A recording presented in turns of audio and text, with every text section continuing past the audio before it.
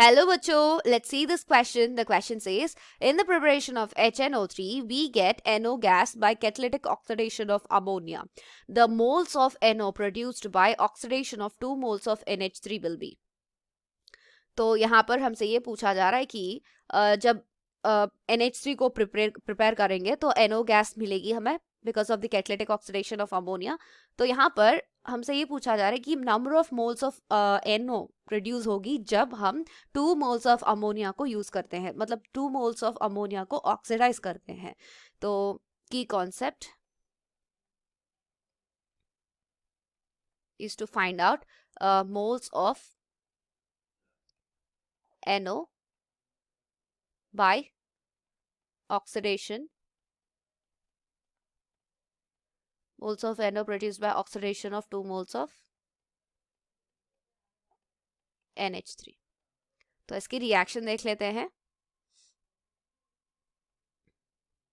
तो यहाँ पर अगर 4 मोल्स ऑफ NH3 लेते हैं तो इसको 5 मोल्स ऑफ ऑक्सीजन के साथ ट्रीट करने पर in presence of platinum as a catalyst we get 4 moles of NO and 6 moles of H2O.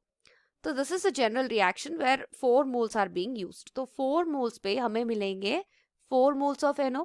इसका मतलब जब हम 2 moles of ammonia लेते हैं, 2 moles of ammonia लेने 4 moles of NH3 पर हमें मिल रहे हैं 4 moles of NO. जब हम 2 moles of NH3 लेते हैं according to the stoichiometry, हम कह सकते हैं कि हमें यहाँ पर 2 moles of NO प्रोड्यूस होगी. तो hence from the above equation,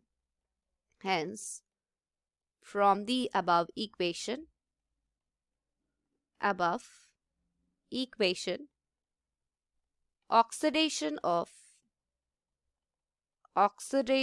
of 2 moles of ammonia will produce 2 moles of NO. तो इसीलिए हमारी ऑप्शन क्या होगी? Option 1 is the correct answer. I hope you understand it well. All the best.